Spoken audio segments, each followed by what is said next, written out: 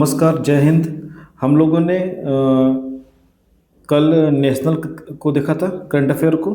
आज हम लोग देखेंगे इंटरनेशनल करंट अफेयर को। ठीक है। देखिए, जो अंतर्राष्ट्रीय परिदृश्य होता है, जो इंटरनेशनल जो हमारे न्यूज़ होते हैं, वो मैक्सिमम जो होता है ना, वो आपके मेंस के लिए बहुत ही होते हैं ज़रूरी। लेकिन ये प्री लेवल के लिए भी इम्पोर्टेंट है। तो इसमें हम लोगों ने जो जो इम्पोर्टेंट है मेंस के लिए, उस पर हम लोगों ने मेंस लिख दिया है। चलिए, देखिए, भारत अमेरिका रूसी तेल आयात विवाद। ठीक, ये मेंस के लिए इम्पोर्टेंट है। क्या है?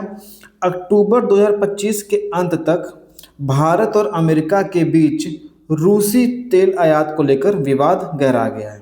ठीक, राष्ट्रपति डोनाल्ड ट्रंप ने बार बार दावा किया है कि भारत के प्रधानमंत्री उन्हें आश्वासन दिया है कि वह रूसी तेल आयात को पूरी तरह बंद कर देंगे, जबकि भारत ने इसे खारिज किया और कहा कि ऐसी कोई बातचीत नहीं हुई है। ठीक, भारत के विदेश मंत्री ने इसे भ्रामक बताया और कहा, क्या कहा कि भारत अपनी ऊर्जा नीति स्वतंत्र रूप से तय करता है। बात समझ में आ रही है? देखिए, जून सितंबर 2025 में आयात घटकर रूस से जो तेल आयात थी उसकी स्थिति क्या है? जून सितंबर 2025 में आयात जो थी वो घटकर 1.6 मिलियन बैरल प्रतिदिन रह गई थी। फिर क्या हुआ कि अक्टूबर 2025 में जो पहले पखवाड़ा था उसमें आयात में फिर से वृद्धि हुई, क्योंकि रूस ने डिस्काउंट दे दिया भारत को और फेस्टिवल का सीजन था तो उसकी मांग भी बढ़ गई। ठीक, देखिए, ये इंपॉर्टेंट है हमारे प्रीलिम्स के लिए। क्या? कि वर्तमान में रूस से भारत का तेल आयात कुल खपत का लगभग 34% है। कितना है? 34% है। अच्छा, फिर क्या होता है? अमेरिका ने भारत पर रूसी तेल खरीदने के कारण 50% टैरिफ बनाए रखा। इसके चलते भारत ने अमेरिकी कच्चे तेल का आयात बढ़ाकर 5.4 लाख बैरल प्रतिदिन कर दिया। अक्टूबर 2025 की बात कर रहे हैं हम लोग, जो 2022 के बाद सबसे अधिक है। बात समझ में आ रही है? या मेंस में आपने अपना ये पॉइंट आप लिख सकते हैं। भारत ऊर्जा स्रोतों का विविधीकरण कर रहा है। रूस से रियायती तेल जो वो परचेस कर रहा है उसको जारी रखा हुआ है, और अमेरिका वो अन्य देशों से आयात बढ़ा रहा है। यह नीति ऊर्जा सुरक्षा और भू राजनीतिक दबावों के बीच संतुलन साधने का प्रयास है भारत का। ठीक, तो ये आपके लिए मेंस के पॉइंट ऑफ व्यू से ये बहुत ही अच्छा पॉइंट आप ले सकते हैं। देखिए, कुनार नदी पर डैम निर्माण का आदेश है। ठीक, ये भी मेंस के लिए है, हमने लिखा है। क्या है भैया? 23 अक्टूबर 2025 को अफगानिस्तान के तालिबान सुप्रीम लीडर हिबातुल्ला जादा ने कुनार नदी पर डैम निर्माण का आदेश दिया है, जो पाकिस्तान में प्रवेश करने वाली महत्वपूर्ण नदी है। देखिए, हमारे लिए प्रीलिम्स के पॉइंट ऑफ व्यू से कुनार नदी को पढ़ना है। बात समझ में आ रही है?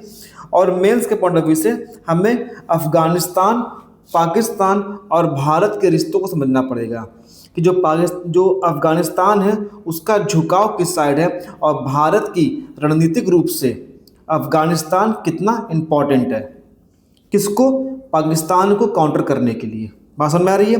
देखो, इधर जो है पश्चिम का साइड हमारा अफगानिस्तान, और पूर्व का साइड जो हमारा है भूटान। भूटान हमारे लिए जरूरी इसलिए है क्योंकि हमें चाइना को काउंटर करना है, और अफगानिस्तान इसलिए जरूरी है कि हमको पाकिस्तान को काउंटर करना है। बात समझ आ रही है ना? आगे बढ़ते हैं हम लोग। देखिए, ये प्रीलिम्स के लिए इंपॉर्टेंट हो सकता है आपके लिए कि कुनार नदी पाकिस्तान के चित्राल क्षेत्र से प्रारंभ होकर, कहाँ से? चित्राल क्षेत्र से प्रारंभ होकर अफगानिस्तान के कुनार और नंगरहार प्रांतों से होकर गुजरती है और अंततः काबुल नदी में मिल जाती है। तो कुनार कहाँ मिलेगी? काबुल में। क से कुनार, क से काबुल, याद रहेगा। कुनार पर डैम निर्माण से पाकिस्तान के पंजाब और खैबर पख्तून के जल संसाधनों पर असर पड़ेगा, जिससे कृषि और जल प्रबंधन प्रभावित होगा। ये आप मेंस में आप ले सकते हो। अब देखिए, इंपॉर्टेंट क्या है हमारे लिए इसमें? यह हुआ है कि जो ये कदम उठाया गया है ये भारत द्वारा पारस्परिक जल समझौता इंडस वाटर ट्रीटी को स्थगित करने के बाद उठाया गया है, जिससे क्षेत्रीय जल कूटनीति और तनाव में वृद्धि हुई है। देखिए हमारे लिए पॉइंट ऑफ क्या है इसमें, इसमें हमें पॉइंट करना है इंडस वाटर ट्रीटी को।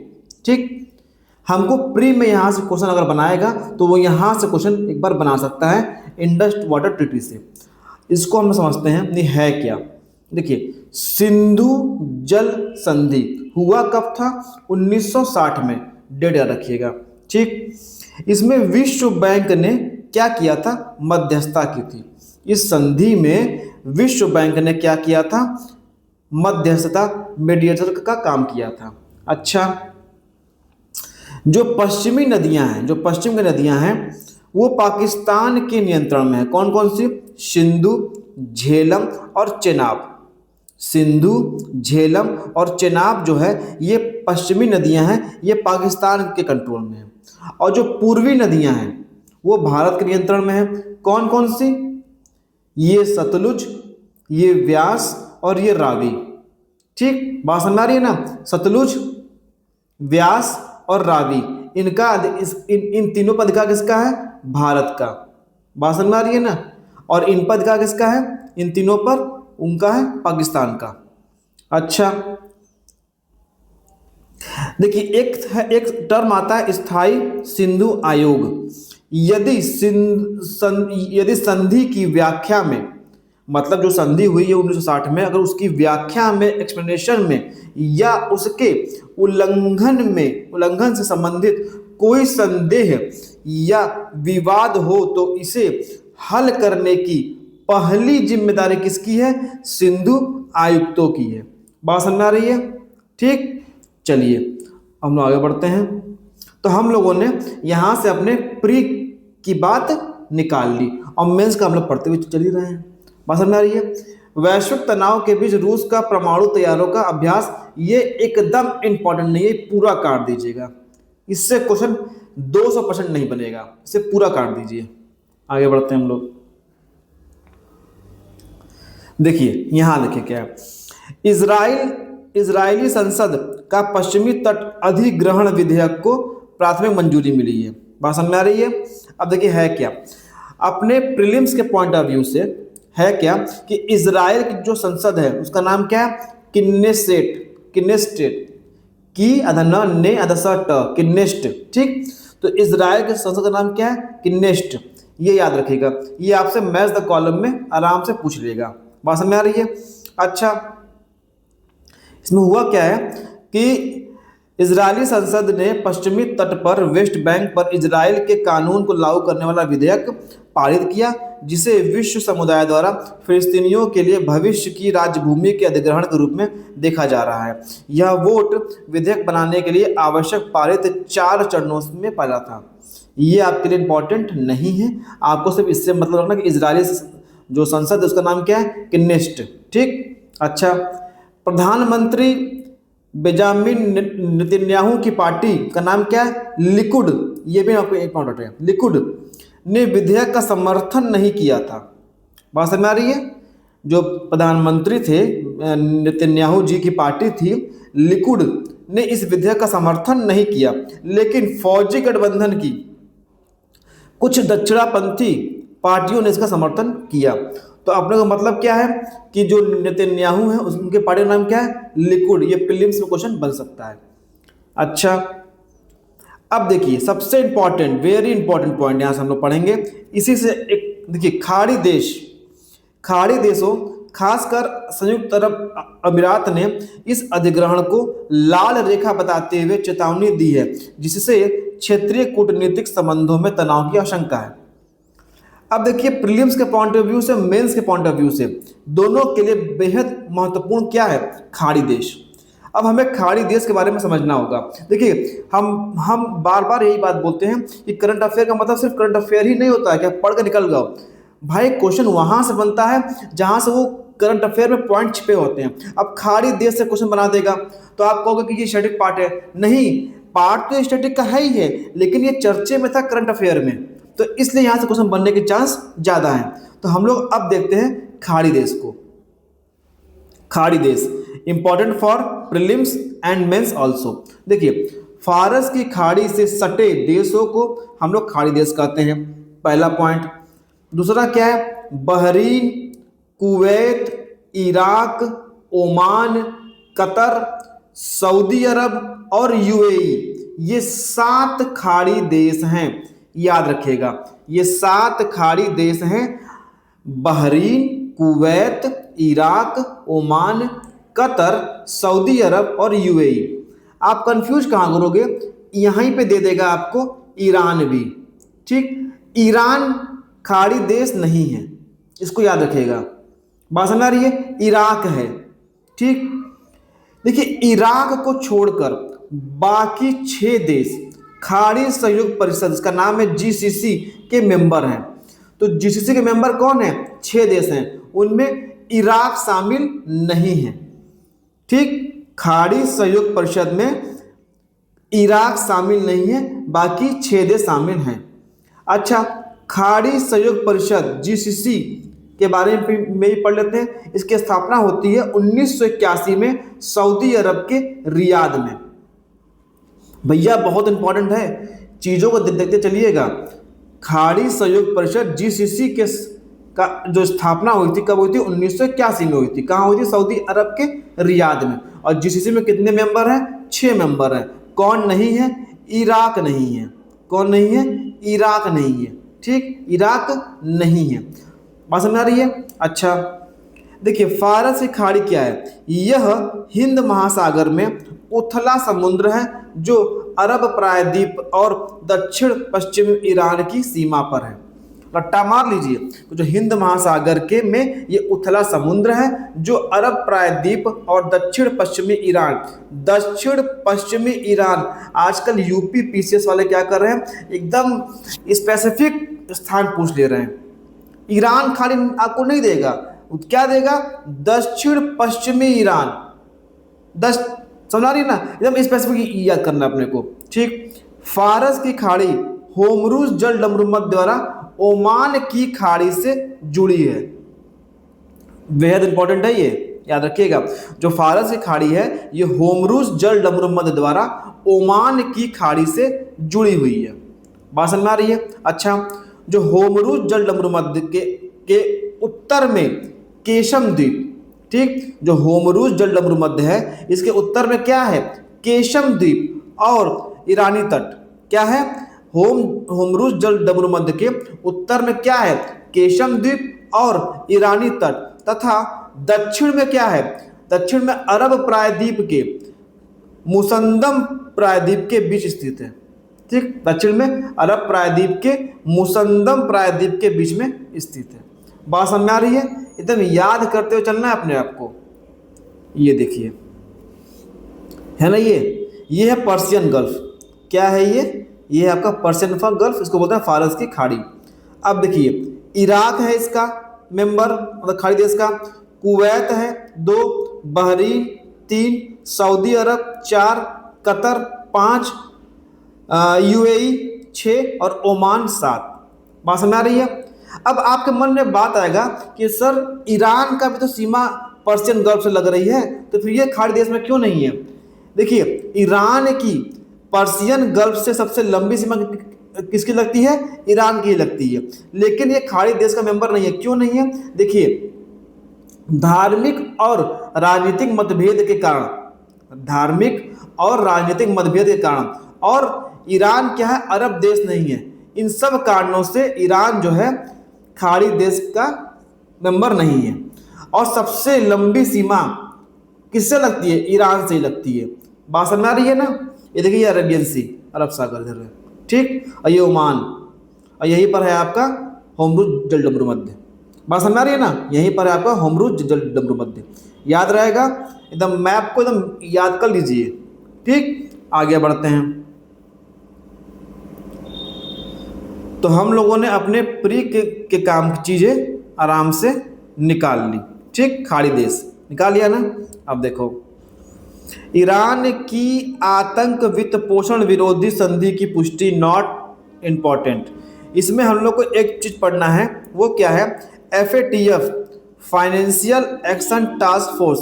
इसका जो गठन होता है वो कब होता है? 1989। नवासी, नाश कर दिया, 1989 फाइनेंशियल एक्शन टास्क फोर्स ने नाश कर दिया। नाश नवासी, नाश नवासी, याद रहेगा।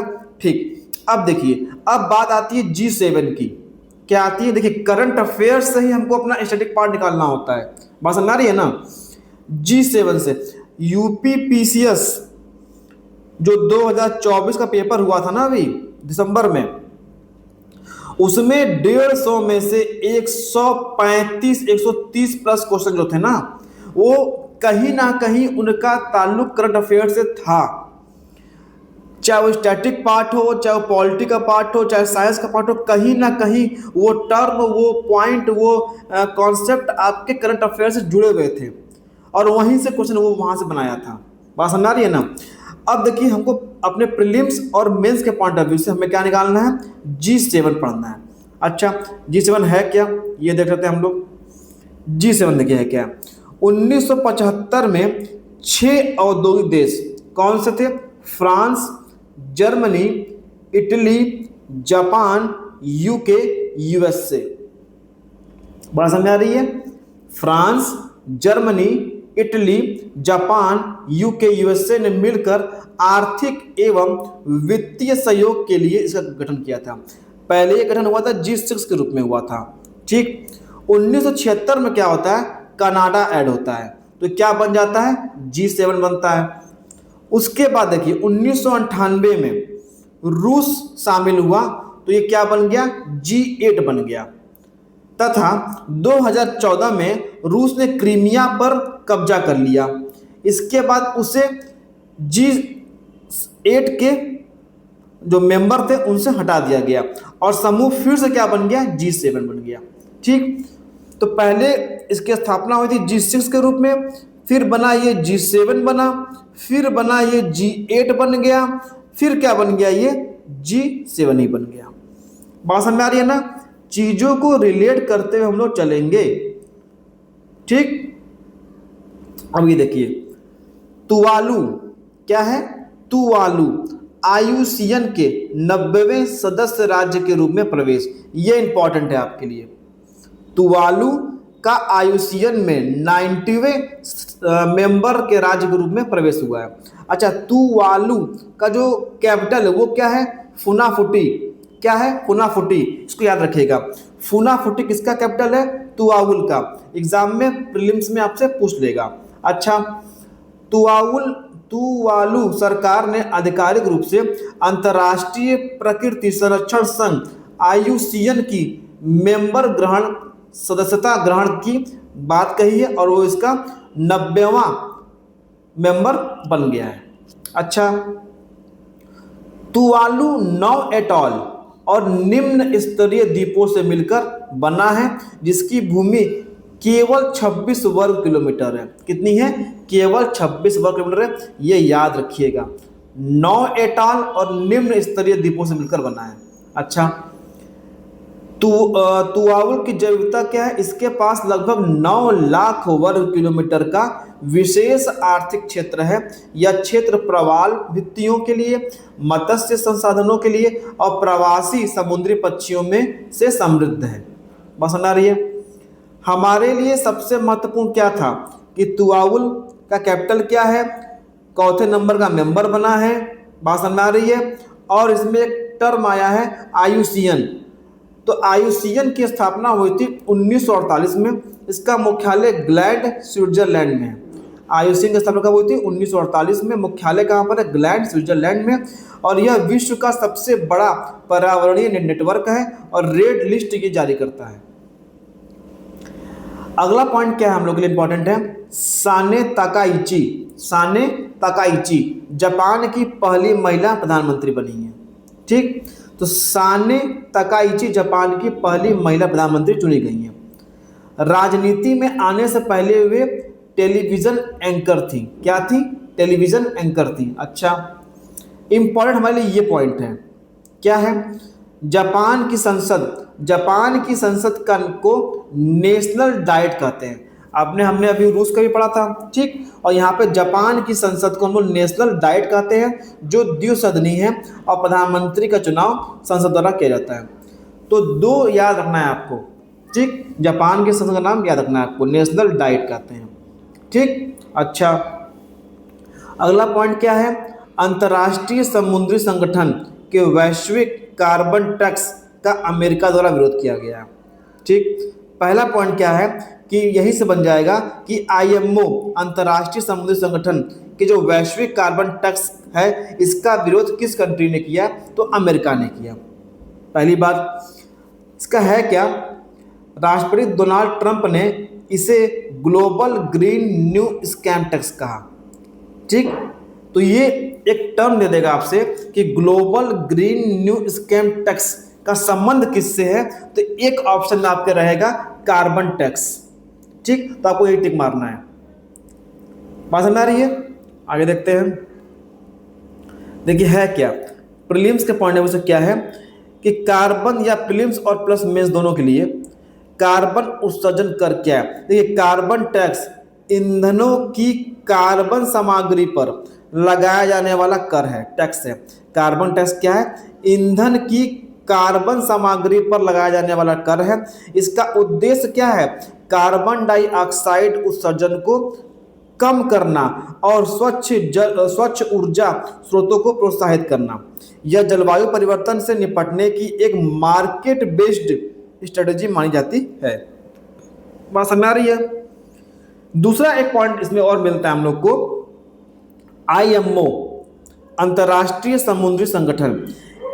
आईएमओ संयुक्त राष्ट्र की एक विशेषकृत एजेंसी है। इसकी स्थापना कब होती है, 1948 में। और आईयूसीएन की भी स्थापना कब होती है, आईयूसीएन की स्थापना कब होती है, ये भी 1948 में होती है, ठीक। आईएमओ का हेडक्वार्टर कहाँ पर है, लंदन, यूके में। बात समझ आ रही है। क्वेश्चन यहीं से बनते हैं, आपको बस मार्क्स को चुराना है, ठीक। चलिए, अफगानिस्तान पाकिस्तान सीमा तनाव पर भारत की कड़ी नज़र, कोई मतलब नहीं है इसका, ठीक, हमारे लिए इंपॉर्टेंट नहीं है। ये देखते हैं हम लोग, भारत मंगोलिया रणनीतिक साझेदारी 10 प्रमुख समझौते है क्या। देखिए 15 अक्टूबर 2025 को प्रधानमंत्री नरेंद्र मोदी और मंगोलिया के राष्ट्रपति खुरेलसुख उखना ने नई दिल्ली में बैठक कर रणनीतिक साझेदारी के 10वें वर्ष के संबंध में नए स्तर पर किया और 10 एग्रीमेंट किया। बहुत ज़्यादा इंपॉर्टेंट नहीं है, बस क्या पढ़ना है अपने को, मंगोलिया की कैपिटल क्या है, उलान बटार। क्या है, उलान बटार, मंगोलिया उलान बटार, ठीक। मंगोलिया का कैपिटल क्या है, उलान बटार, ठीक। देखिए है क्या, भारत ने 1.7 अमेरिकी डॉलर में बिलियन लाइन ऑफ क्रेडिट से मंगोलिया की पहली ऑयल रिफाइनरी का वित्त पोषण किया है, जो 2028 तक चालू रहेगा, ठीक। इसकी पृष्ठभूमि क्या है, देखिए 1955 में कूटनीतिक संबंध हम लोग का मंगोलिया से स्थापित हुआ था। 1955 में हम लोगों का जो कूटनीतिक संबंध था वो मंगोलिया से स्थापित हुआ और 2015 में रणनीतिक साझेदारी शुरू हुई, ठीक। 2015 से क्या हुआ, रणनीतिक साझेदारी शुरू हुई मंगोलिया से। भारत समर्थित ऑयल रिफाइनरी मंगोलिया की सबसे बड़ी विकास परियोजना है। बात समझ आ रही है, इसको याद कर लीजिएगा कि 1955 में कूटनीतिक संबंध स्थापित हुआ और 2015 में रणनीतिक साझेदारी शुरू हुई, ठीक। देखिए मिस्र में अंतर्राष्ट्रीय शांति शिखर सम्मेलन, बहुत ज़्यादा महत्वपूर्ण नहीं है, बस पढ़ लीजिए एक बार कि मिस्र में अंतर्राष्ट्रीय शांति शिखर सम्मेलन हुआ। मिस्र के शर्म, पता है एक शब्द बार बार आप सुनते होंगे, शिखर सम्मेलन। शिखर, पता है शिखर शब्द क्यों ऐड होता है, जब राष्ट्र प्रमुख मिलते हैं, जब किसी सम्मेलन में राष्ट्रों के प्रमुख मिलेंगे तो उसको क्या कहेंगे, शिखर सम्मेलन, ठीक। देखिए मिस्र के शर्म अल शेख में आयोजित अंतर्राष्ट्रीय शांति शिखर सम्मेलन में अमेरिकी राष्ट्रपति डोनाल्ड ट्रंप और मिस्र के राष्ट्रपति अब्देल फतह अल सीसी ने मिलकर गाजा युद्ध को समाप्त करने हेतु ऐतिहासिक समझौता किया है। अच्छा, इस सम्मेलन में 27 देशों और अंतर्राष्ट्रीय संगठनों की भागीदारी के साथ हुआ और भारत के तरफ से विदेश मंत्री एस जयशंकर शामिल रहे। यहीं पर दे देगा मोदी जी का नाम, तुरंत लोग टिक करेंगे नहीं मोदी जी जा रहे हैं तो यहाँ भी गए होंगे। नहीं, मिस्र वाले शांति शिखर सम्मेलन में कौन गए थे? भारत के विदेश मंत्री एस जयशंकर। ठीक, इसके बाद एक कुछ इंपॉर्टेंट नहीं है, सब आप काट सकते हैं। तो हम लोगों ने आज क्रॉनिकल मैगजीन का अंतर्राष्ट्रीय भी कवर कर लिया, कल हम लोगों ने राष्ट्रीय कवर किया था, ये इसका पार्ट 2 है, मतलब अंतर्राष्ट्रीय। इसके बाद हम लोग पढ़ेंगे इकोनॉमिक्स का। ठीक, बात समझ आ रही है? वीडियो को अधिक से अधिक शेयर करिए और टेलीग्राम पर ऐड हो जाइए पीडीएफ के लिए। और किसी प्रकार का कोई दिक्कत है, कॉन्टैक्ट नंबर दिया है, आप उससे बात कर सकते हैं। और कमेंट करके अपने बहुमूल्य समय निकालकर एक कमेंट करके जो बताइए कि ये कैसा लगा आप लोग को। तब तक के लिए जय हिंद, जय भारत, आपका दिन शुभ हो। और एसडीएम बनने की राह में, आईएएस बनने की राह में प्रतिदिन पढ़ना जरूरी है, इस बात का ध्यान अवश्य रखिएगा। जय हिंद, जय भारत।